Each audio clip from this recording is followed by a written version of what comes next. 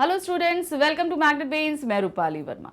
Magnet brains आपके लिए 100% free education लेकर आता है। अगर हमने 100% फ्री बोला है तो हम 100% फ्री आपको दे रहे हैं। आप किसी भी क्लास में हैं, कोई भी सब्जेक्ट पढ़ना चाहते हैं, यहाँ पर आकर आप निश्चिंत होकर सभी वीडियो देख सकते हैं। जितने चाहें उतने वीडियो देखिए, जितनी बार देखना है उतनी बार देखिए। आपको किसी भी तरह का कोई पेमेंट नहीं करना, ना ही कोई कूपन परचेज करना, ना ही कोई पैकेज लेना। इत्मीनान से पढ़ाई करिए। हम सिर्फ यही चाहते हैं कि आपकी पढ़ाई में कोई भी किसी भी तरह की परेशानी का सामना आपको नहीं करना पड़े। इसीलिए यहाँ पर आपको 100% फ्री एजुकेशन दी जाती है।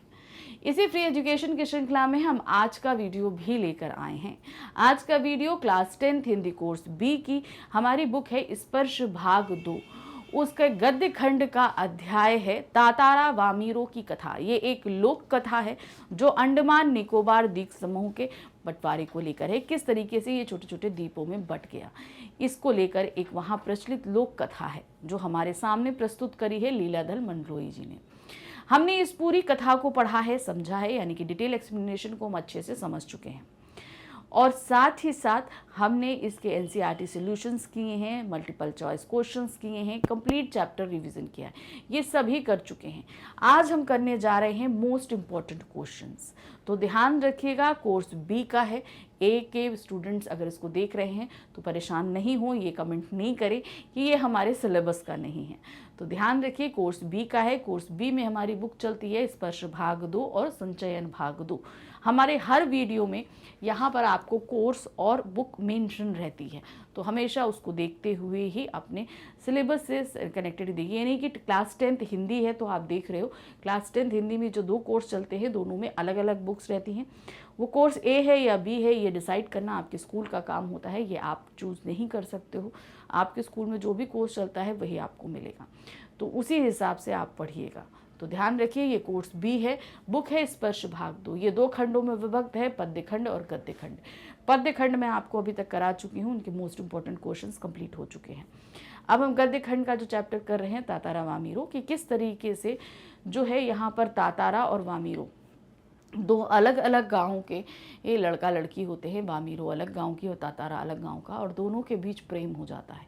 लेकिन वहाँ की प्रचलित मान्यता के अनुसार जो है अलग अलग गाँव के 2 लड़का लड़की आपस में विवाह नहीं कर सकते। विवाह करने के लिए एक ही गाँव का होना ज़रूरी था, जिसके कारण से जो है इन दोनों की ही मृत्यु हो जाती है। सब कुछ हमने अच्छे से पढ़ा है, समझा है। अब आज हम इसके करने जा रहे हैं मोस्ट इम्पॉर्टेंट क्वेश्चन। अब ये मोस्ट इम्पॉर्टेंट क्वेश्चंस क्या हैं, इसमें जो ये जो चैप्टर है इससे संबंधित पिछले कुछ सालों में बोर्ड एग्ज़ाम्स में जो कोई भी प्रश्न पूछे गए हैं वो सभी मौजूद हैं। इसके अलावा कुछ और प्रश्न भी हैं जो हमें लगता है कि हो सकता है आपके एग्ज़ाम में आ सकता है, तो वो भी यहाँ पर दिया गया है। तो बहुत ध्यान से इनको पढ़ेंगे। ये सब्जेक्टिव क्वेश्चन से टोटल, ऑब्जेक्टिव के लिए हम आपको एक अलग वीडियो दे चुके हैं, ये सब्जेक्टिव है। तो चलिए ध्यान से देखते हैं। सबसे पहला प्रश्न है, रूणियाँ जब बंधन बन बोझ बनने लगे तब उनका टूट जाना ही अच्छा है, क्यों? स्पष्ट कीजिए।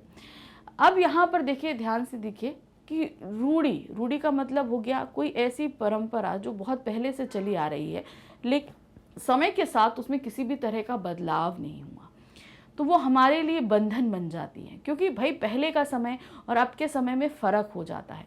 जब ये फ़र्क होता है और वही चीज़ें हम फॉलो नहीं कर पाते हैं तो कई परेशानियों का सामना करना पड़ता है। जैसे ये श्लोक कथा तातारा वामीरो में भी हुई कि माना कि जब वो परंपरा बनाई गई होगी कि एक ही गाँव के लोगों में शादी होनी है, तब वो समय दूसरा होगा। लेकिन अब समय दूसरा है, समय के साथ उनको बदलना चाहिए, और अगर नहीं बदला जाता है तो उन्हें तोड़ देना ही उचित होता है। अब देखिए क्या है, रूढ़ियाँ जब बंधन बन बोझ बनने लगे तब उनका टूट जाना ही अच्छा है। क्योंकि रूढ़ी का अर्थ है बंधन। इनसे लोगों का हित कम और अहित अधिक होता है। रूढ़ियों के कारण लोगों के संपूर्ण विकास, आनंद और इच्छाओं की पूर्ति होने में बाधा उत्पन्न होती है। ऐसी परंपरा या रूढ़ी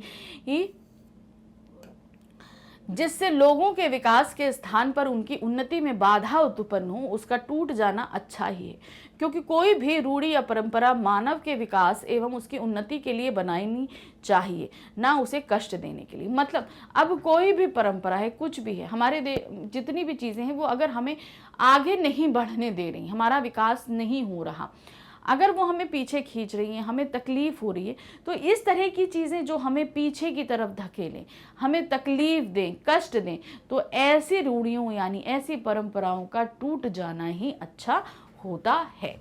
इसीलिए यहाँ पर बताया गया कि उसका कोई भी परंपरा है, कोई भी संस्कृति है, कुछ है, वो हमेशा हमें आगे बढ़ाती है।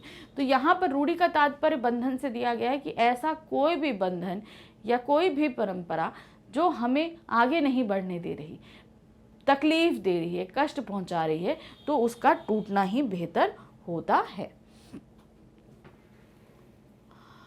नेक्स्ट क्वेश्चन है, तातारा क्यों प्रसिद्ध था तथा वह अपना परम कर्तव्य किसे समझता था? तातारा चूंकि ऐसा व्यक्ति था, वो सभी की मदद कर देता था, तो इसीलिए वो बहुत ज्यादा फेमस था। तातारा अपने प्रभावशाली व्यक्तित्व के कारण अत्यधिक प्रसिद्ध था।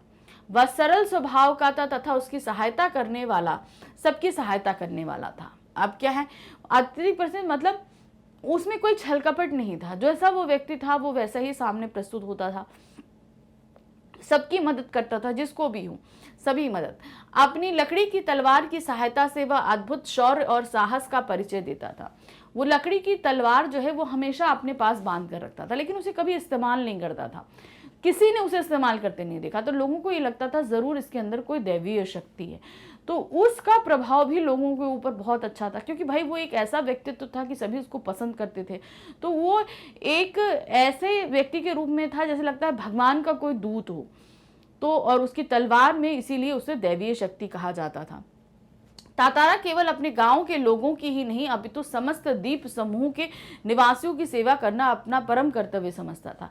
ये नहीं था कि उसी का जो गांव है उसी के लोगों की वो सहायता करे, कोई भी मिल जाए। पूरे द्वीप में बहुत सारे गांव थे, तो सभी द्वीप जितने भी गांव थे उन सभी के लोग मिल जाएं, किसी तरह की हेल्प मांगे तो सभी। तो इसलिए वो अपने गांव में ही नहीं पूरे द्वीप में ही बहुत फेमस था, क्योंकि वो उसका हेल्पफुल नेचर था। सबको किसी की मदद करना, किसी को कोई सहायता दे देते थे, या किसी को कोई तकलीफ हो तो उसका निवारण करना, और उसका अपना जो खुद का व्यक्तित्व था, जो स्वभाव था, ये भी एक उसकी प्रसिद्धि का कारण था। प्रश्न संख्या 3 है, तातारा को दूसरे गांवों में आमंत्रित क्यों किया जाता था, उसे क्यों दिया जाता था? क्योंकि भाई उसका व्यक्तित्व एक समाज सेवी के रूप में था, दूसरों की मदद करना, तो इसलिए कोई भी कार्यक्रम किसी भी गांव में हो तो उसे जरूर आमंत्रित किया जाता था, क्योंकि वो सिर्फ अपने गांव के लोगों की मदद नहीं करता था, सभी की मदद करता था, दूसरे गांवों की। इसलिए किसी भी गाँव में अगर ऐसा आयोजन हो तो उसे बुलाया जरूर जाता था। तातारा अच्छे स्वभाव का शक्तिशाली और सुंदर युवक था। आकर्षक व्यक्तित्व, समाज सेवा और त्याग की भावना तथा आत्मीय स्वभाव से प्रभावित होकर लोग उसके करीब रहना पसंद करते थे। अतः पर्व त्योहार के समय उसे दूसरे गांवों से भी विशेष रूप से आमंत्रित किया जाता था, क्योंकि भाई अब वो त्याग, जो उसके अंदर की भावनाएं थी, उससे सभी प्रभावित थे। इसलिए जो है लोग उसे, अब ये नहीं है कि भाई आप मदद कर रहे हो तो जाहिर सी बात है अपनापन भी था उनके अंदर, हेल्पफुल नेचर था, तो इस कारण से वो सभी में बहुत फेमस था। और सभी जब किसी भी गांव में कोई भी उत्सव हो या त्योहार मनाया जाए तो उसे जरूर आमंत्रित करते थे। प्रश्न संख्या 4 है, तातारा की तलवार एक विलक्षण रहस्य क्यों थी, स्पष्ट कीजिए। अब जैसे वो जो उसकी तलवार थी वो लकड़ी की थी, उसे किसी ने आज तक इस्तेमाल करते नहीं देखा कि तातारा ने उसे कभी इस्तेमाल किया हो, कभी उसका इस्तेमाल नहीं किया, लेकिन उसे हमेशा अपने साथ रखता था। इसीलिए उसको बहुत सारे लोगों को इस बारे में लगता था कि इसके अंदर ज़रूर कोई दैवीय शक्ति है, यानी कि कुछ ऐसा भगवान की शक्ति है उसके अंदर। तातारा की तलवार लकड़ी की बनी हुई थी। तातारा उस तलवार को कभी अपने से अलग नहीं करता था। वह अपनी पोशाक के साथ सदैव तलवार को भी बांधे रहता था। उसके साहसिक कारनामों के कारण लोगों में यह विचारधारा प्रचलित थी कि उसकी तलवार में अद्भुत दिव्य शक्ति विद्यमान है। वह कभी दूसरों के सामने अपनी तलवार का उपयोग नहीं करता था। यही कारण है कि तातारा की तलवार एक विलक्षण रहस्य थी। तो वो भाई अगर भाई कोई ऐसी तलवार हो, लकड़ी की तलवार तो कोई ऐसे भी इस्तेमाल नहीं करता, लेकिन लकड़ी की तलवार उसके पास थी जिसे लोगों ने कभी इस्तेमाल करते नहीं देखा, लेकिन तातारा से कभी अलग भी नहीं देखा। वो जब भी कभी भी उसको जब भी देखा गया किसी ने, हमेशा वो तलवार उसके पास होती थी। तो लोगों को ये चीज़ लगने लगा था कि ज़रूर इसके अंदर कोई ताकत है, क्यों तभी तातारा इसे अपने साथ रखता है, क्योंकि तातारा का जो स्वभाव था वो ऐसा नहीं था कि लोगों को दिखावे का हो या लोगों को डराने का हो इसलिए रखें। उसका तो व्यवहार कैसा था, दूसरों की सहायता करना, आत्मीय था, सहनशील था, धैर्य था। तो ये सारी चीज़ें जिस व्यक्ति में हों तो वो दिखावा तो नहीं कर सकता। तो जाहिर सी बात है, अगर उसने कोई चीज़ अपने साथ रखी है तो उसका कोई मतलब होगा। और उसने लकड़ी की तलवार रखी है तो, क्योंकि वो जिसका स्वभाव था, ऐसा तो नहीं कि वो हर किसी से लड़ाई पे लग जाता था, ऐसा भी नहीं था। तो तलवार रखा क्यों है? ये कई चीज़ें ऐसे कारण हो सकते हैं कि लोग उसको सोचते थे कि उसमें ज़रूर कोई दिव्य शक्ति रही होगी। प्रश्न संख्या 5 है, तातारा समुद्र तट पर घूमने के लिए क्यों आया था? किस लिए आया था? वो पूरा दिन काम करके बहुत ही ज़्यादा थक गया था, तो वो अपनी थकान मिटाने और थोड़ा सुकून और शांति से थोड़ा समय बिताने के लिए समुद्र के किनारे आया था। दिन भर परिश्रम करने के कारण तातारा थक गया था। अपनी थकान मिटाने और शांति का अनुभव करने के लिए वह समुद्र तट पर घूमने के लिए आया था। कि मतलब बहुत थकान जैसे हो जाती है तो हमें भी लगता है कि थोड़ा सुकून का पल हो, तो हम भी अपने बिस्तर पे आराम से लेट जाते हैं, ठीक है, कुछ नहीं है तो जहाँ पीसफुल, हमें अपनी बालकनी में या बाहर गार्डन में जहाँ हमें ऐसा लगे कि थोड़ा पीसफुल है, हम वहाँ जाकर बैठना ज़्यादा पसंद करते हैं। तो वही चीज़ तातारा के साथ हुई। उसके लिए वो पीसफुल एरिया वो समुद्र का किनारा था, इसीलिए वो वहाँ पर आकर बैठ गया, जहाँ पर उसे वामीरो की आवाज़ सुनाई दी थी, जिससे वो बहुत मोहित हो गया था। प्रश्न संख्या 6 है, मधुर गीत गाने वाली युवती कौन थी? उसे किसने भिगो दिया था? तो मधुर गीत गाने वाली लड़की कौन थी? वो थी वामीरो। और जब वो गाना गा रही थी तो पूरी तरह तल्लीन थी और एकदम से समुद्र की लहर आई और जिससे वो भीग गई थी।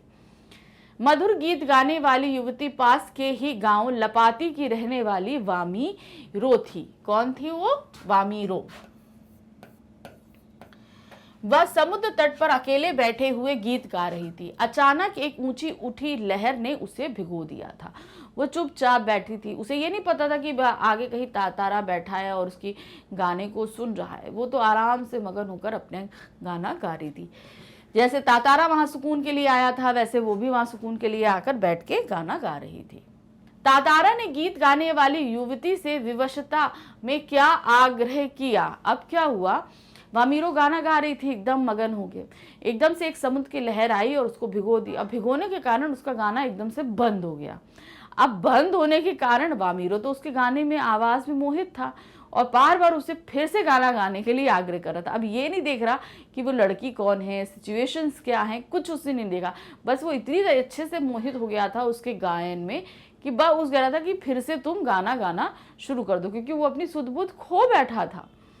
तातारा ने गीत गाने वाली युवती से आग्रह किया वह उसका रास्ता छोड़ देगा, लेकिन एक बार वह उसे अपना नाम बता दे। अच्छा, ये जो पूछा गया है ये प्रश्न तब का है जब वामीरो से वो बार बार गाना गाने के लिए बोलता है और वो जो है वो नहीं गाती है और उठ के चलने लगती है।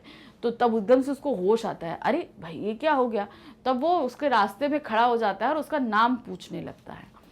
तो वो बोलता है कि ठीक है, मैं रास्ता छोड़ दूंगा अगर वो अपना नाम बता दे तो। तातारा ने गीत गाने वाली युवती से आग्रह किया वह उसका रास्ता छोड़ देगा, लेकिन एक बार वह उसे अपना नाम बता दे। क्योंकि वामीरो का मधुर स्वर में गाया गीत तातारा को बहुत पसंद आया था और बाद में जब उसने वामीरो को देखा तो वह उसे देखते ही उस पर मोहित हो गया और अपनी सुध-बुध खो बैठा था। अब इसका सीन देखिए, मैं आपको बता दें। एक तो पहली चीज़ जहाँ पर उसने अपनी सुध-बुध खोई वो सिचुएशन थी उसकी आवाज़, ठीक है। वो अपना आराम से थकान दूर करने के लिए समुद्र किनारे आया, बैठा आराम कर रहा था। इधर वामीरो जो है वो गाना शुरू करती है समुद्र के किनारे, तो उस आवाज़ से तातारा इतना मोहित हो जाता है कि वो वामीरो तक चलता चलता पहुंच जाता है और वामीरो भी इसे नहीं देखती कि कोई मुझे देख रहा है। एकदम से एक पानी की लहर आती है और वामीरो को भिगो देती है, तो वामीरो का गाना रुक जाता है। अब तातारा इतना मोहित था उसके गाने में कि पूरी तरीके से अब वो भीग गई है, रोक दिया है उसने, लेकिन तब भी वो बार बार बोले जा रहा है कि नहीं तुम गाना गाओ गाना गाओ गाना गाओ। तो भाई वामीरो को अच्छा नहीं लगता है, तो फिर वो उठ के जाने लगती है। तब जो है वामीरो को तातारा को थोड़ा होश आता है, फिर उसके आगे के खड़ा हो जाता है, क्योंकि अभी तक वो उसके गाने में मोहित था, उसने वामीरो के ऊपर ध्यान नहीं दिया था। जब उसका वो टूटा थोड़ा सपने तो उसने वामीरो को देखा, वामीरो को देखकर वो मोहित हो गया उसके रूप पर, उसके गायन पे पहले ही मोहित था, उसके रूप पे भी मोहित हो गया। अब उसके आगे आके खड़ा हो गया कि नहीं जो है तुम मुझे अपना नाम बताओ। अब वो चूंकि वामीरो जानती थी कि दूसरे गांव के लड़के से बात नहीं करनी, इसलिए वो बात नहीं कर रही थी। तातारा बोले जा रहा था, वामीरो कुछ नहीं बोल रही थी। तो वो बोलता है कि ठीक है, तुम जानना चाहती हो तो मैं रास्ता दे दूंगा, लेकिन तुम्हें पहले अपना नाम बताना पड़ेगा। और ये सब इससे भाई तातारा बाय नेचर तो ऐसा था नहीं कि किसी को परेशान करे, और यहाँ पर उसके परेशानी का सबसे बड़ा कारण था एक तो वामीरो का गायन जिससे वो मोहित हुआ, दूसरा उसका रूप सौंदर्य। इन दोनों से वो इतना ज़्यादा मुग्ध हो गया कि वो ये भूल गया कि वामीरो किसी दूसरे गांव की है और तातारा किसी दूसरे गांव का है, क्योंकि उन लोगों का आपस में बात करने की मनाही थी, लेकिन उसके बावजूद भी ये लोग बात कर रहे थे। तो ये सारी चीज़ें तातारा के मंत्रमुग्ध हो जाने के कारण हुई थी। वामीरो अन्य गांवों के युवकों को उनकी ये बात का उत्तर क्यों नहीं देती थी, किस लिए वो दूसरे जब गांव के लोग जो पुरुष जो हैं उससे अगर कोई प्रश्न करते थे तो वो उत्तर क्यों नहीं देती थी। वामीरो अन्य गांव के युवकों को उनकी बात का उत्तर इसलिए नहीं देती थी क्योंकि उसके समाज में किसी और से बातचीत करना उसके गांव की परंपराओं के विपरीत था। अब बार बार वो पूछ रहा था ना कि भाई नाम बता दो, नाम बता दो, मगर वो उत्तर नहीं दे रही थी, बता नहीं रही थी। कारण क्या था, उसके गांव की परंपरा थी कि तुम किसी दूसरे गांव के युवक से बात नहीं करोगी, क्योंकि उन्हें पता था कि भाई हम अगर बात करने की परमिशन देंगे तो उनमें जो है प्रेम हो सकता है, प्रेम हो जाएगा तो विवाह तो हम कर नहीं सकते किसी दूसरे गांव से, क्योंकि हमारी परंपरा कहती है हमें अपने गांव में ही विवाह करना है। तो इसलिए उसकी जड़ यानी प्रेम की जड़ यानी कि बातचीत को ही उन्होंने परंपरा के मुताबिक खत्म कर दिया था वहां पहले से ही। तो इसीलिए वो जो है वामीरो उस तातारा की बात का जवाब नहीं दे रही थी। मना करने के बाद भी वामीरो तातारा से मिलने क्यों गई? अब क्या था, वो चली आई, अब तो उसने कोई बात नहीं करी थी तातारा से, लेकिन तब भी तातारा कहता कि कल मैं इसी समय तुम्हारा यहाँ इंतजार करूंगा। अब यहाँ पर क्या था, मना करने के बाद भी वो मना करके आई हम नहीं आएंगे। वामीरो तातारा से मिलने गई क्योंकि तातारा का व्यक्तित्व बार बार उसे आकर्षित कर रहा था, वह उससे मिलने के लिए बेचैन थी। भाई तातारा का जो व्यक्तित्व था, क्योंकि ऐसा था कि भाई तातारा के बारे में उससे पहले जब वामीरो जानने लगी तो उसने तो कुछ बोला नहीं, लेकिन उसने अपना नाम बता दिया था कि मैं तातारा और जो है गांव का हूँ, ये बता दिया था उसने। तो अब वो फेमस तो था ही तातारा, तो जो अगर एज अ व्यक्तित्व हम वो चीज़ देखें तो यहाँ पर वामीरो ने अगर तातारा को देखा तो जो एक रूप सौंदर्य होता है हर स्त्री अपने क्या कहते हैं प्रेमी या हस्बैंड के रूप में जैसा व्यक्ति चाहती है, बिल्कुल तातारा वैसा ही था। तो लेकिन उसके बावजूद जो है उसके गांव की परंपरा उसे रोक रही थी कि वो वहाँ मिलने नहीं जाए, क्योंकि तातारा ने बोल दिया था कि भाई मैं यहीं इंतज़ार करूँगा। उससे व्यक्तित्व से इन सब चीज़ों से बहुत सोचने के बावजूद उसे सोचा कि हम नहीं जाएंगे नहीं जाएंगे नहीं जाएंगे, लेकिन वो उसके आकर्षण में इतना ज़्यादा फंस गई कि ना चाहते हुए भी वो तातारा से मिलने के लिए समुद्र तट पर पहुंच जाती है। तो वही कहा है कि उसके व्यक्तित्व ने उससे आकर्षित हो गई थी, उसके शरीर से, उसके व्यवहार से जिसे उसने पहले सुन रखा था, तो उनसे आकर्षित होकर वो वहाँ पर पहुंच गई थी वापस तातारा से मिलने। गांव तथा परिवार वाले तातारा और वामीरो के रिश्ते के विरुद्ध क्यों थे? अब विरुद्ध होने का कारण था गांव की परंपरा। ठीक है, परंपरा क्या थी कि दूसरे गांव के किसी भी लड़का या लड़की से हमारे गांव का लड़का लड़की का विवाह नहीं हो सकता, विवाह संबंध नहीं बन सकता। इसी कारण से गांव वाले इन दोनों के विवाह के विरुद्ध थे। देखिए क्या है, गांव तथा परिवार वाले तातारा और वामीरो के रिश्ते के विरुद्ध थे क्योंकि उनका रिश्ता उनकी मान्यताओं और रीति रिवाज के विरुद्ध था। उनके गांव में ये परंपरा प्रचलित थी कि वैवाहिक संबंध स्थापित करने के लिए दोनों का एक ही गांव का होना आवश्यक है। अगर आप विवाह करना चाहते हैं तो आपका एक ही गांव का होना बहुत ज़रूरी है। जबकि तातारा पासा गांव का था और वामीरो लापाती गांव की थी। तो दोनों अलग अलग गांव के थे, इसलिए इन दोनों का विवाह नहीं हो सकता था। अतः दोनों का रिश्ता गांव में प्रचलित रूढ़ी के विरुद्ध था। तो जो उनकी परंपरा थी कि अगर आपको विवाह करना है तो एक ही गांव का होना जरूरी है, लेकिन वामीरो और तातारा दोनों अलग अलग गांव के थे। वामीरो लापाती की और तातारा पासा गांव का था। तो इसी के कारण इन दोनों के विरुद्ध थे सभी गांव वाले। प्रश्न संख्या 11 है, गांव वालों और परिवार वालों के बार बार मना करने के बाद भी वामीरो ने तातारा से मिलना जुलना क्यों नहीं छोड़ा था?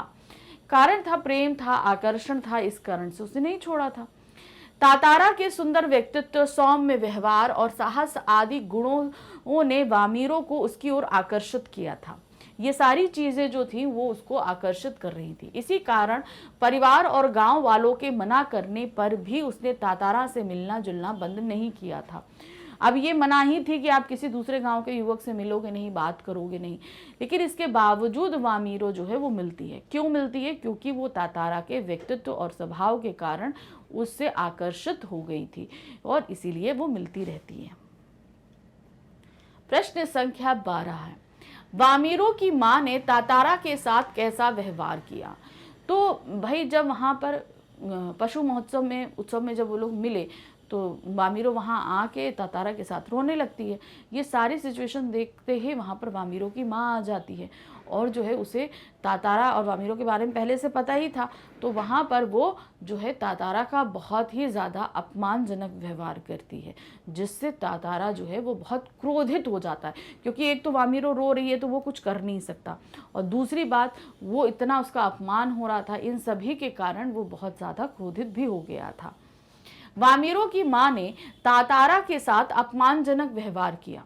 उन्होंने जब तातारा और वामीरो को एक साथ देखा तो वह क्रोधित हो उठी, मतलब बहुत ज्यादा वो क्रोधित हो गई, गुस्सा आ गई कि भाई एक तो दूसरे गांव के लोग आपस में नहीं मिलने चाहिए लेकिन यहाँ मिल रहे थे।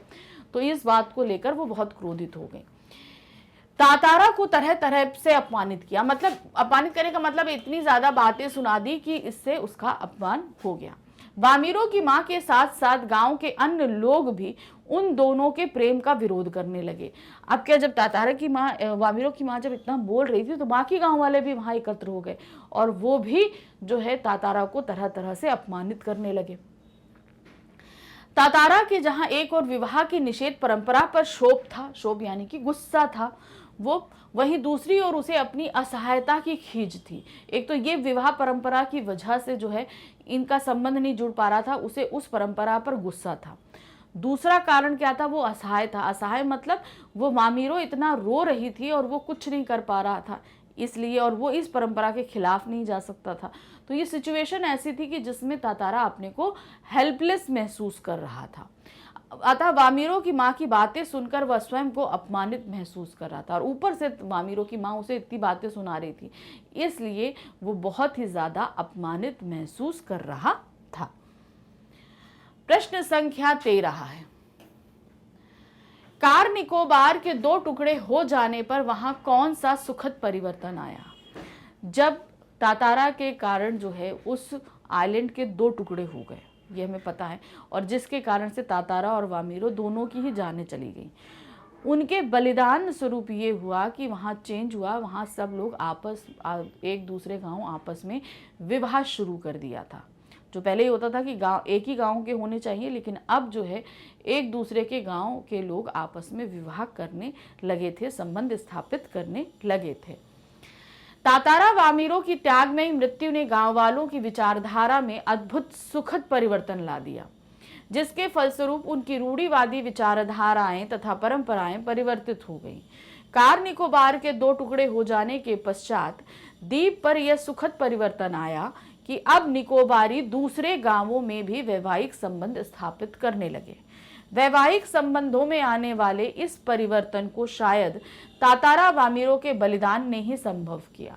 तो जो परिवर्तन आया वो क्या था? वो जो है एक दूसरे से विवाह संबंध स्थापित करने लगे थे, और ये क्यों संभव हो पाया? वो था तातारा वामीरो की त्याग के कारण। उन दोनों की मृत्यु हो गई थी भाई इसी परंपरा के कारण, तो इससे बहुत सारे लोगों को बहुत तकलीफ हुई और उन्होंने इस परंपरा या इस रूढ़ी को खत्म करने के बारे में सोचा। प्रश्न संख्या 14 है, तातारा गीत गाने वाली युवती के प्रश्न का उत्तर क्यों नहीं दे पाया। अब क्या था, जो गीत गा रही थी उसका उत्तर क्यों नहीं दे पाया। देखिए क्या है, तातारा एक दिन शाम के समय समुद्र तट पर बैठा हुआ प्रकृति का आनंद ले रहा था। अचानक उसके कानों में एक मधुर गीत की ध्वनि सुनाई दी। तातारा उस आवाज को सुनने के लिए दूसरी ओर बढ़ा। गाने वाली युवती को देखकर वह अपनी सुध बुध खो बैठा। इसी कारण तातारा गीत गाने वाली युवती के प्रश्न का उत्तर नहीं दे पाया। अब क्या था कि जब वो इतना ज्यादा मंत्रमुग्ध हो गया था, तो जब वामीरो उससे प्रश्न करती है तो वो कोई उत्तर, क्योंकि वो पूरी तरह सम्मोहित था किसमें, उसके गाने में, तो वो उसका उत्तर इसलिए नहीं दे पाया क्योंकि वो चाहता तो वो बोल लेता, लेकिन वो तो पूरी तरीके से क्या था, हिप्नोटाइज था। किसमें हिप्नोटाइज था, उसके गाने में, पूरी तरह उसमें डूबा हुआ था। वो उससे निकल ही नहीं पा रहा था कि जो वामीरो उससे जो पूछ रही थी उसका वो उत्तर दे पाता। प्रश्न संख्या 15 है, युवती ने तातारा को बेरुखी के साथ क्या जवाब दिया, उससे तातारा को कैसा लगा। अब तातारा बार बार उससे पूछ रहा था, तो जो वामीरो है उसे बहुत बेरुखी से उत्तर देती है। अब इस उत्तर से जो है तातारा पर क्या प्रभाव पड़ता है, तातारा कैसे जो है रिएक्ट करा, उसको कैसे हुआ, ये आपको बताना है। युवती ने तातारा को बेरुखी के साथ जवाब दिया कि पहले बताओ तुम कौन हो। इस तरह मुझे घूरने और इस असंगत प्रश्न का कारण क्या है, कि जो वो गाना गा रही थी तो वो गीली थी पूरी तरीके से, उसको घूरा जा रहा था और बार बार बोल रहा था कि भाई प्रश्न गीत गाओ गीत गाओ गीत गाओ, तो वही बोला था तुम यहाँ कौन हो और इस तरीके से प्रश्न पूछ रहे हो। अपने गांव के अलावा किसी और गांव के युवक के प्रश्नों का उत्तर देने को मैं बाध्य नहीं हूं, यानी कि मैं सिर्फ अपने गांव के युवकों के ही प्रश्नों के जवाब दे सकती हूं, मैं किसी और के प्रश्नों के उत्तर देने के लिए बाध्य नहीं हूं। यह सुनकर तातारा अपनी सुध-बुध खो बैठा। जीवन में वह पहली बार इस तरह विचलित हुआ था। युवती को देखकर तातारा की चेतना लुप्त हो गई थी। पहली बार वो किसी युवती को देखकर इतना ज्यादा मोहित हुआ था, यानी कहते हैं ना अट्रैक्शन जिसको बोलते हैं, वो अट्रैक्ट हो गया था वामीरो के से, और वो अपनी सुध-बुध खो बैठा था। इसलिए वामीरो जो कोई भी प्रश्न पूछ रही थी उसका जवाब वो नहीं दे पा रहा था और इसीलिए चुपचाप खड़ा था, और इतनी बेरुखी के कारण जो जवाब दिया रहा था उससे तातारा को कुछ समझ ही नहीं आ रहा था कि भाई कैसे उत्तर दे, क्या करे, तो वो पूरी तरीके से कहते सेंसलेस जिसको हो जाता है वो उस तरीके से था।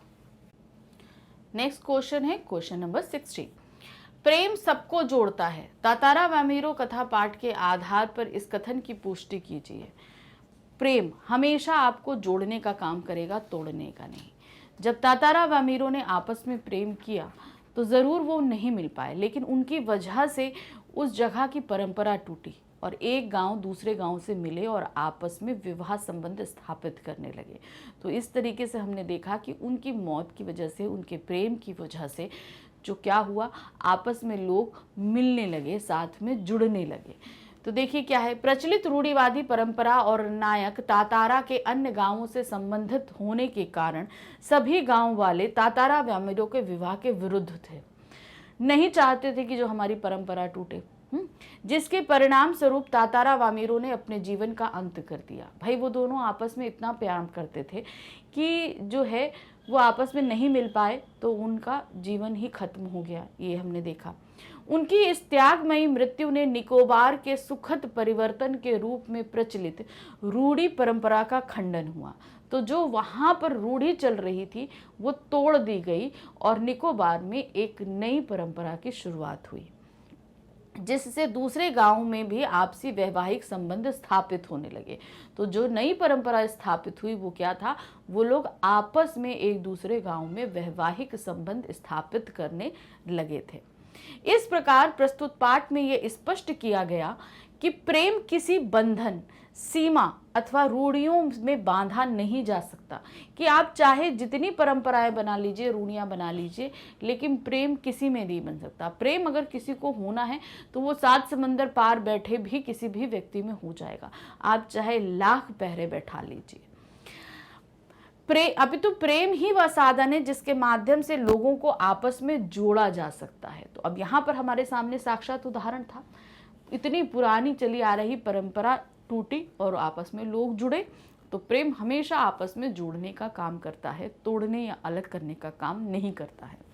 अतः कहा जा सकता है कि प्रस्तुत पाठ प्रेम सबको जोड़ता है इस कथन की पुष्टि करता है।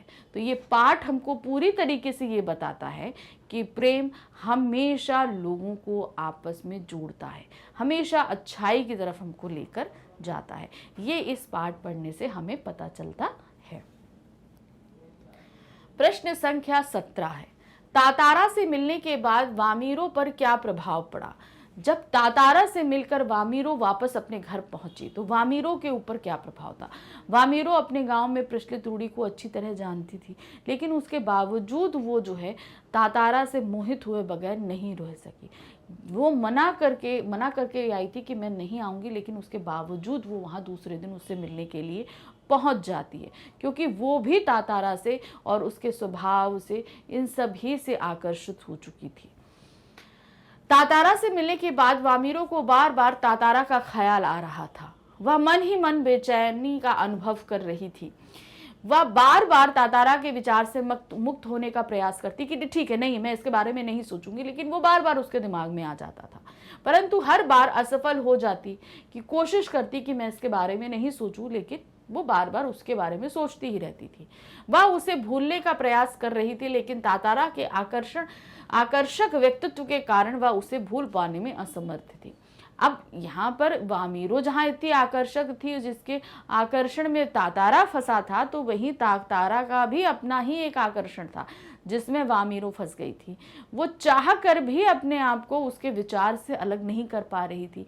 बार बार वो तातारा का ख्याल कर रही थी, जबकि वो जानती थी कि उसके गांव की क्या रूढ़ी है, लेकिन तब भी वो उसको मतलब चाह रही थी कि नहीं हम वो सोच रही थी कि अगर हम ऐसा करेंगे तो आगे चल के बहुत गलत होगा, लेकिन उसके बावजूद भी वो उसके आकर्षण में फंस जाती है और उसको अपने दिमाग से निकाल नहीं पा रही थी।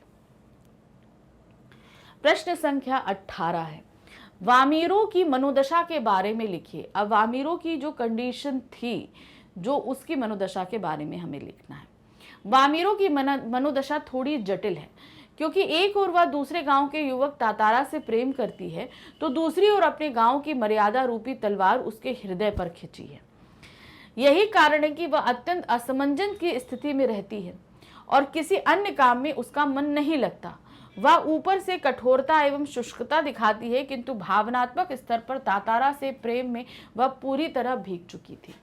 अब क्या था, जब वो समुद्र किनारे थी और पानी में भीग गई थी, उसके बाद की कंडीशन बताई जा रही है ये कि तातारा उससे आग्रह करता है बार बार कि अपना नाम बता दो, नाम बता दो।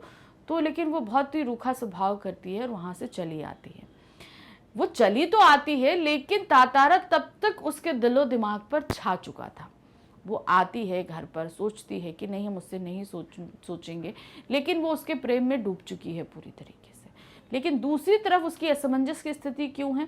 क्योंकि वो जानती है कि उसके गांव की रूढ़ी क्या है। उसे किसी भी दूसरे गांव के किसी भी पुरुष से मिलने या प्रेम संबंध या विवाह संबंध जैसे संबंध नहीं बन सकते। तो वो एक असमंजस की स्थिति थी। एक तो उसका मन जो है पूरी तरीके से तातारा के प्यार में डूब चुका था, और दूसरी तरफ जो वो था, वो जानती थी कि हमारे गांव की रूढ़ी क्या है, जिसके कारण हम एक नहीं हो सकते। तो वो स्थिति ऐसी थी कि जहां हम बोलते हैं ना पशुपेश में होते हैं कि हम यहाँ जाएं कि हम वो करें। वो जानती है जहाँ हम अगर रूढ़ी को मानते हैं तो हम तातारा को छोड़ देंगे, और तातारा मेरे से हम पूरी तरह प्रेम करते हैं, अगर उससे अलग हुए तो हम जी नहीं पाएंगे। तो वो कंडीशन ऐसी थी कि वो पूरी तरीके से असमंजस में थी कि वो क्या करे। तो वो दुविधा की स्थिति उसके लिए पैदा हो रही थी। प्रश्न संख्या 19 है, तातारा ने अपनी तलवार से धरती के दो टुकड़े क्यों किए? अब जब है वामीरो की माँ उससे इतना अपमान करती है, सभी गांव वाले उसके विरुद्ध बोलने लगते हैं, तो वो बहुत ज़्यादा क्रोधित हो जाता है, क्योंकि वो असहाय था। एक तो वामीरो रो रही, उसमें वो कुछ नहीं कर पा रहा, उसकी रूढ़ी जो उसके गाँव की है उसके लिए वो कुछ नहीं कर सकता। ऊपर से वामीरो की माँ उसे इतनी बातें सुना रही, गाँव वाले उसके विरुद्ध है, जिससे वो बहुत अधिक दुखित भी था। तो उसमें वो क्रोध आता है, क्रोध से वो जो है तलवार ज़मीन में खूब देता है और खींचते हुए वो तट तक चला जाता है, जिससे गांव जो उस द्वीप के दो टुकड़े हो जाते हैं, क्योंकि धरती फटने लगती है उस जगह से। तो यही कारण था उस द्वीप के दो टुकड़े होने का। पशु पर्व में जब तातारा को लगा कि उसके अपमान सहने की सीमा समाप्त हो गई है तो उसे क्रोध आने लगा, क्योंकि बराबर जो उसकी माँ बहुत अपमान कर रही थी और उसके साथ सभी गांव वाले भी। उसे अपनी कमर में बंधी तलवार निकाली और उसे धरती में पूरी शक्ति के साथ गाड़ दिया, यानी कि घोंप दिया। इसके बाद वह उस तलवार को खींचता हुआ दूर तक चला गया। वह जहां तक इस तलवार को लेकर गया वहां तक धरती में दरार आ गई और धरती के 2 टुकड़े हो गए। तो मतलब क्या है, जैसे होता ना, अब ये तलवार है, तलवार हमने किसी जमीन पे ऐसे करके घोंप दी और ऐसे हम खींचते हुए लेके जा रहे हैं। तो जैसे मैंने हाथ पे खींचा, हाथ के 2 टुकड़े हो जाए, तो जमीन के जो है वो 2 टुकड़े हो गए। तो ये कारण था उस द्वीप के 2 टुकड़ों में बट जाने का। प्रश्न संख्या 20 है, तातारा और वामीरों की मृत्यु कैसे हुई, पठित पाठ के आधार पर बताइए। जब 2 टुकड़ों में धरती फट गई तो जहां तक वो खींच के गया था वहीं वो पानी में डूब जाता है, क्योंकि 2 टुकड़ा अलग हो जाता है।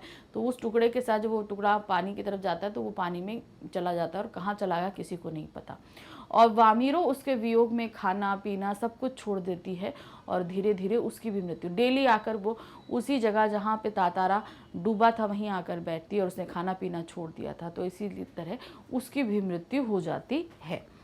विवाह की निषेध परंपरा पर शोभ व अपनी असमर्थता की खींच तातारा ने क्रोध में अपनी तलवार धरती पर घोंप दी और अपनी पूरी ताकत से उसे खींचने लगा। द्वीप 2 टुकड़ों में विभक्त हो गया, एक ओर तातारा और दूसरी ओर वामीरो। तातारा समुद्र में धंसने लगा। अब क्या हुआ, जब 2 टुकड़े हुए तो एक टुकड़ा जो अलग हुआ बिल्कुल उसमें तातारा था और जिसमें इधर उधर वामीरो थी। तो जो दूसरे टुकड़े में जो अलग हुआ पानी में तैरने लगा, उसी में समुद्र में वो तातारा डूब जाता है। उसने दूसरा सिरा थामना चाहा परंतु असफल रहा और वह समुद्र में बह गया। कि वो चाहता था कि दूसरे सिरे को थाम ले और उस पे आ जाए जिस पे वामीरो थी, लेकिन वो थाम नहीं पाया और वो समुद्र में डूब गया। वामीरो तातारा को बहता देख पागल हो गई और अपने परिवार से वह विलग अलग हो गई। इस तरह तातारा और वामीरो को एक दूसरे के वियोग में मृत्यु हो गई। तो वो एकदम पागल सी हो गई थी, खाना पीना सुध बुध अपनी सब कुछ खो बैठा। डेली वहीं आती जहाँ पर तातारा आकर डूबा था, उसका इंतजार करती और धीरे धीरे वो मृत्यु को प्राप्त हो गई थी। प्रश्न संख्या 21 है, तातारा वामीरो कथा के माध्यम से क्या संदेश दिया गया है। यहाँ पर ये जो कथा हमारे सामने एक लोक कथा है निकोबार द्वीप समूह की, तो उसके माध्यम से हमें संदेश क्या दिया जा रहा है। भाई जाति धर्म के आधार पर हमें जो है कभी भी भेदभाव नहीं करना चाहिए। ये भेदभाव का ही नतीजा था कि जो तातारा वामीरो एक दूसरे से अलग हुए और उन दोनों की मृत्यु हो गई थी। तातारा वामीरो कथा एक प्रसिद्ध लोक गाथा है जिसमें यह संदेश दिया गया है कि प्रेम को किसी बंधन सीमा अथवा रीति रिवाज में नहीं बांधा जा सकता। प्रेम होना होता है तो किसी से भी हो जाता है। आप इसे जाति धर्म भेद रूढ़ी किसी में नहीं बांध सकते। यदि कोई जाति धर्म क्षेत्र प्रदेश आदि प्रेम की पवित्र भावना पर पहरे लगाएगा, कोई भी पहरा लगाता है कि आप फले से प्रेम नहीं कर सकते, उस जगह के लोगों से प्यार नहीं कर सकते, तो ये 100% श्योर है कि होगा जरूर। और परपने का अवसर नहीं देगा तो इसका परिणाम सुखद नहीं होगा। मतलब अगर हमने ये पहरे लगा दिए कि आपको उस जगह के लोगों से साथ नहीं मिलना है, बात भी नहीं करनी है और प्रेम की बात तो बहुत दूर, संबंध भी नहीं होंगे, तो उस कंडीशन में क्या होगा, आप लोगों से कट के अलग होकर रह जाओगे, है ना। तो इसके परिणाम कभी अच्छे नहीं होते। जैसे तातारा वामीरो में हुआ, उसमें एक दूसरे गांवों से जहां विवाह करने की पाबंदी थी, वहीं एक दूसरे के गांव के युवक युवती आपस में बात नहीं कर सकते थे, ये भी पाबंदी थी। कारण ये था कि भाई बात करेंगे तो फिर प्रेम होगा और फिर बाद में विवाह करना पड़ेगा। तो ये मेन जड़ खत्म कर दो कि बात ही नहीं करनी है। लेकिन तब भी क्या हुआ, प्रेम हुआ और उसका दुखद अंत हुआ। तो इसका परिणाम सुखद नहीं होगा। समाज में जातीय धार्मिक और सामाजिक भेद में और अधिक वृद्धि होगी। मतलब हम हर चीज में जो भेदभाव है, दूरियां हैं, वो बढ़ती ही जाएंगी, जिससे अंततः मानवता को ही नुकसान पहुंचेगा। अतः हमें सभी प्रकार के भेदभावों को मिटाकर सभी को अपनाना चाहिए। तो मतलब हमें समाज में किसी तरह का भेदभाव नहीं रखना चाहिए, लोगों को आपस में मिलने जुलने और ऐसी किसी भी रूढ़ी को नहीं मानना चाहिए जो हमें किसी दूसरे से अलग करे। प्रश्न संख्या 22 है, तातारा वामीरो कथा के आधार पर प्रतिपादित कीजिए कि रूढ़ियां बंधन बनने लगे तो उन्हें टूट जाना चाहिए। अब आपको बताना है कि अगर रूढ़ियां बंधन बने तो आप उसका टूट जाना ही बेहतर होता है, ऐसा क्यों? तो देखिए क्या होता है, रूढ़ियां मतलब बंधन, ये हमें कहीं ना कहीं आगे जाकर अलग करते हैं। तो जैसे इस पाठ में हुआ, इस पाठ में क्या हुआ, एक रूढ़ी की वजह से ही तातारा वामीरो एक दूसरे से मिल नहीं पाए और उनकी मृत्यु हो गई। तो इस तरीके के बंधन या रूढ़ी जहां हम एक दूसरे से अलग हो जाएं, हमेशा इस तरह की रूढ़ियों को तोड़ देना ही बेटर होता है, जो हमें हमेशा आगे कोई भी भाई परंपरा हो, रूढ़ी हो, हमें हमेशा आगे की तरफ बढ़ाता है, हमारी प्रगति करता है, उन्नति करता है। और वो हमारी प्रगति उन्नति को रोकने की बजाय हमें पीछे गर्त की तरफ ढकेलने लगे तो क्या होगा, वो रूढ़ी हमारे लिए नुकसानदेह ही तो होगी ना। तो ऐसी रूढ़ियों को टूट जाना ही बेहतर होता है समाज के लिए और पूरी मानव जाति के लिए। रूढ़ियां जब बंधन बन बोझ बनने लगे तब उनका टूट जाना ही अच्छा है, क्योंकि रूढ़ी का अर्थ है बंधन। इनसे लोगों का हित कम और अहित अधिक होता है। रूढ़ियों के कारण लोगों के संपूर्ण विकास, आनंद और इच्छाओं की पूर्ति होने में बाधा उत्पन्न होती है। ऐसी परंपरा या रूढ़ी जिससे लोगों के विकास के स्थान पर उनकी उन्नति में बाधा उत्पन्न हो, उनका टूट जाना ही अच्छा है। क्योंकि कोई भी रूढ़ी या परंपरा मानव के विकास और उसकी उन्नति के लिए बननी चाहिए, ना कि उसे कष्ट देने के लिए। तो कोई भी परंपरा है, रूढ़ी है, अगर बन रही है तो क्यों बननी चाहिए? कारण आप बताओ, वो हमें आगे की तरफ ले जाए। अगर वो हमें पीछे ढकल रही है तो बेकार है वो। तो यहाँ पर जो रूढ़ी हमने इस पाठ में देखी, इसने क्या किया, इसने हमें पीछे ही ढकेला, हमें आगे बढ़ने का। तब भाई हम अगर कई गांव के लोगों से मिलेंगे, उनसे परंपरा, उनसे अपने रिश्ते शेयर करेंगे तो क्या होगा, हम बहुत सारी नई चीज़ों के बारे में जानेंगे। हाँ, हमारी मानव जाति का विकास होगा, हम उन्नति के पद पे जाएंगे। लेकिन उन लोगों ने वो रूढ़ी पालन करी जिसकी वजह से तातारा वामीरो आपस में मिल नहीं पाए, उनकी मृत्यु हो गई, है कि नहीं? तो यहाँ पर ऐसी रूढ़ी क्या थी जिसने लोगों को कष्ट ही पहुंचाया था, वो चली आ रही थी। लेकिन इन दोनों की मृत्यु के बाद वो रूढ़ी टूट जाती है और वो आपस में, सभी गांव आपस में मिलकर जो है वैवाहिक संबंध आपस में बनाने लगते हैं। प्रश्न संख्या 23 है, वामीरो की प्रतीक्षा में बैठे तातारा की प्रेम की व्याकुलता को स्पष्ट कीजिए। अब क्या था, जब वो दूसरे दिन वामीरो का इंतजार कर रहा था तो वो किस तरीके से व्याकुल हो रहा था, वो परिस्थिति आपको यहाँ निकाल के रखनी है। वामीरो की प्रतीक्षा में बैठे तातारा के लिए यह पूरे जीवन की अकेली प्रतीक्षा थी। अभी तक उसने किसी के लिए प्रतीक्षा नहीं करी थी, पहली बार कर रहा था। उसके गंभीर एवं शांत जीवन में ऐसा पहली बार हुआ था। वह अचंभित था, साथ ही रोमांचित था कि आखिर मैं किसी के लिए इतना बेचैन कैसा हो सकता हूँ, कि आज तक मैंने कभी किसी के लिए ऐसा फील नहीं किया जितना आज वामीरो के इंतजार के लिए मैं फील कर रहा हूँ। और वो आश्चर्यचकित भी था कि ऐसा कैसे हो रहा है, और रोमांचित था क्योंकि वो वामीरो से मिलने के लिए बहुत बेचैन था। उसे लग रहा था वो आएगी तो मैं कैसे उसके साथ बात करूंगा, ये सारी चीज़ों को लोगे वो रोमांचित था। वामीरो की प्रतीक्षा में उसे एक एक पल पहाड़ की तरह भारी लग रहा था। वो जो वेट कर रहा था ना, कहते हैं हम इंतजार करना सभी के लिए भारी पड़ता है, और प्रेम का इंतजार तो बहुत ही ज्यादा भारी होता है। उसके भीतर एक आशंका थी, व्याप्त थी कि अगर वामीरो ना आई तो, अब वो तो चूंकि गई थी कि कहकर गई थी कि मैं नहीं आऊंगी, अब मगर तब भी वो इंतजार करता है कि मैं यहाँ इंतजार करूंगा, और वो वहाँ इंतजार करता भी है। लेकिन उसके इतना वो अचंभित था अपने बिहेवियर को लेकर कि मैं पहली बार किसी बेचैनी से किसी का इंतजार कर रहा हूँ, रोमांचित था कि वो आने वाली है। उसी प्रकार उसके मन में एक शंका थी कि क्या वो आएगी या नहीं आएगी, अगर नहीं आई तो मैं क्या करूँगा। वह कुछ निर्णय नहीं कर पा रहा था, बस प्रतीक्षारत था। तो वो सभी मिले जुले भावों के साथ वो वहाँ पर कुछ नहीं कर रहा था, बस कुछ डिसीजन ले ही नहीं पा रहा था, वो सिर्फ वेट कर रहा था। मात्र आशा की एक किरण थी जो समुद्र की देह पर डूबती किरणों की तरह कभी भी डूब सकती थी। उसके आने की जो एक आशा थी वो था जैसे समुद्र में सूरज डूब रहा था, उसी तरीके से उसकी वो आशा भी डूब सकती थी अगर वामीरो ना आई तो। वह बार बार लपाती के रास्ते पर नजर दौड़ाता। अब वो लपाती गांव जिधर वामीरो जा रही थी, जिधर गई थी, उसका नजर उसी रास्ते पर था कि वामीरो इधर से ही आएगी।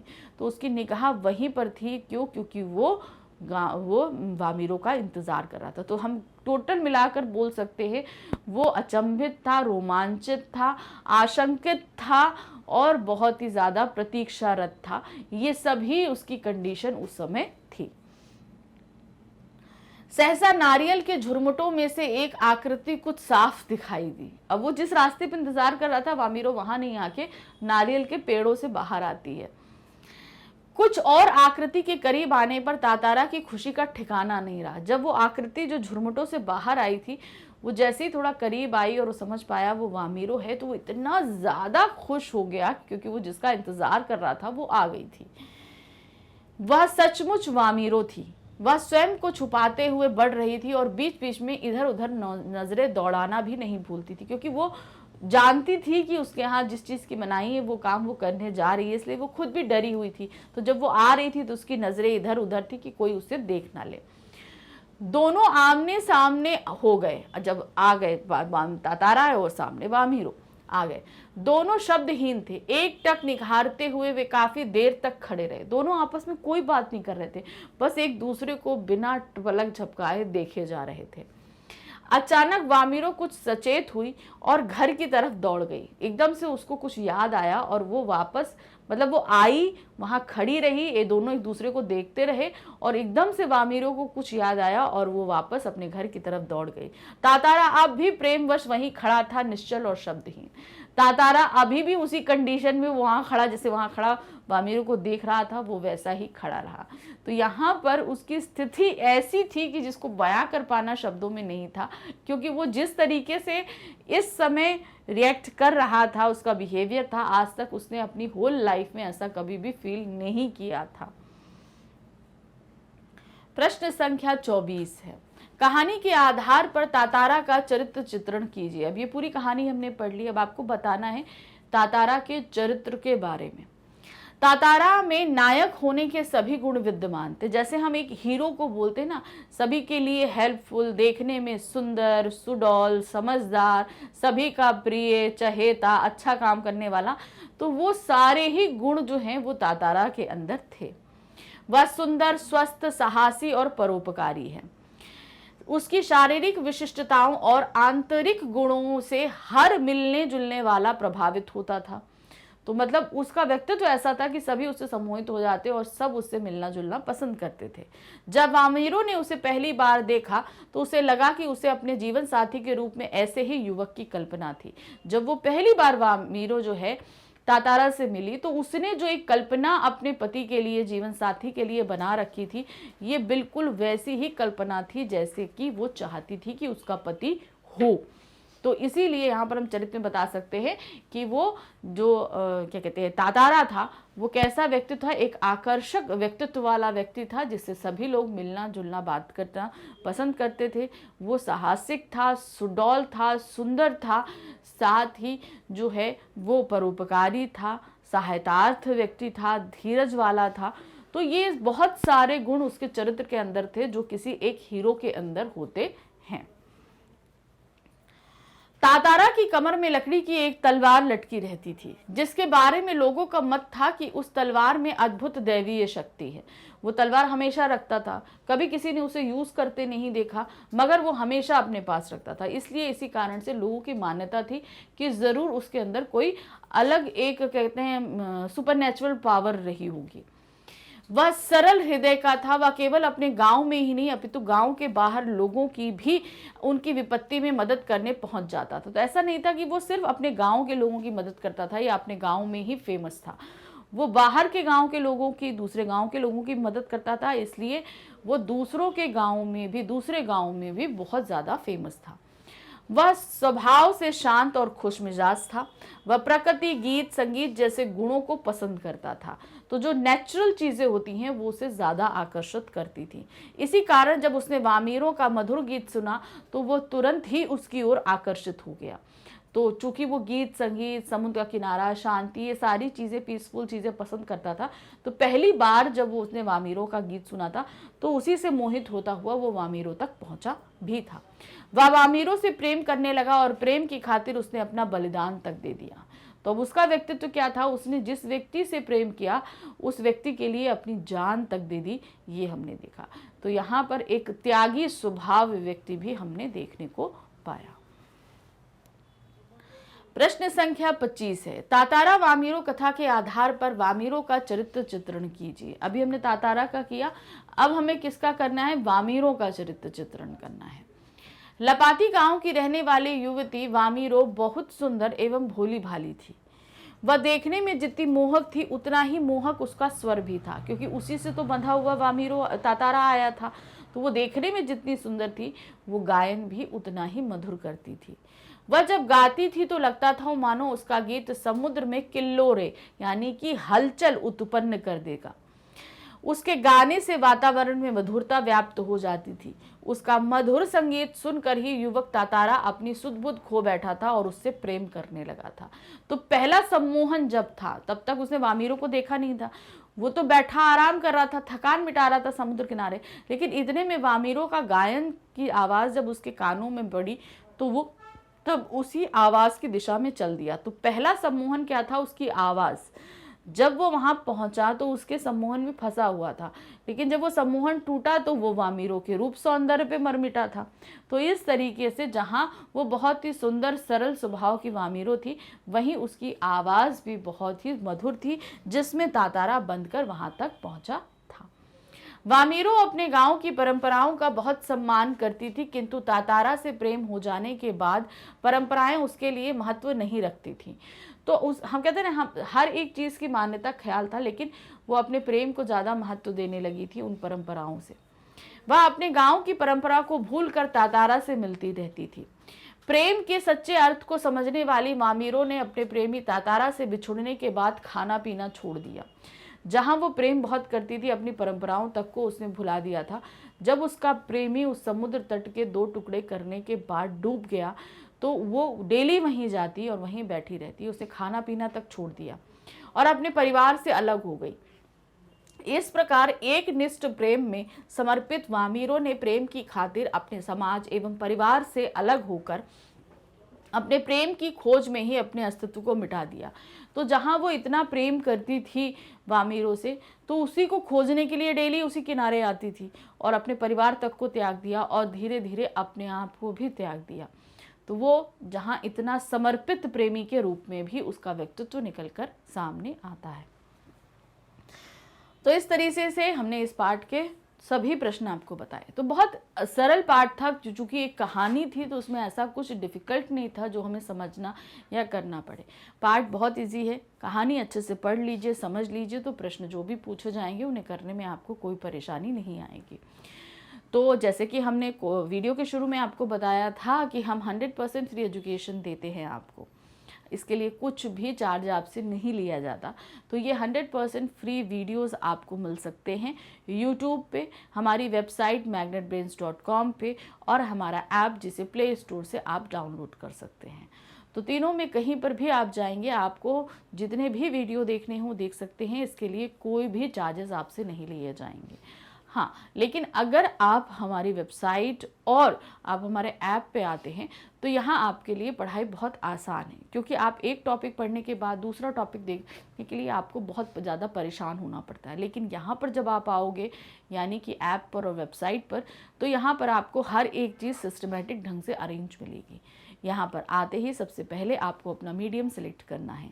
आप सीबीएसई इंग्लिश मीडियम है, हिंदी मीडियम है, या आप यूपी, बिहार या एमपी बोर्ड के हैं, जिस भी उससे आप रिलेटेड हैं, आप उसको क्लिक करोगे। क्लिक करते ही आपके सामने जो है उस बोर्ड या मीडियम से संबंधित सभी क्लासेस आ जाएंगी। आपको अपनी क्लास सेलेक्ट करनी है। क्लास सेलेक्ट करते ही आपके सामने सारे सब्जेक्ट्स और बुक हैं। जो भी बुक आपको पढ़नी है उसे सेलेक्ट कीजिए। सेलेक्ट करते ही आपके सामने उस बुक के सभी चैप्टर्स आ जाएंगे। चैप्टर जो भी पढ़ना है उसे क्लिक करेंगे तो आपको उस चैप्टर को जितने भी वीडियोस में जितने भी टॉपिक्स पे समझाया गया है वो सारे हैं। फिर उसके बाद सारे पैटर्न हैं, यानी कि जब आप पूरा वीडियो एक्सप्लेनेशन देख लेते हो, सारे टॉपिक्स अच्छे से समझ लाते हो, तो हमारा डिटेल एक्सप्लेनेशन कंप्लीट हो जाता है।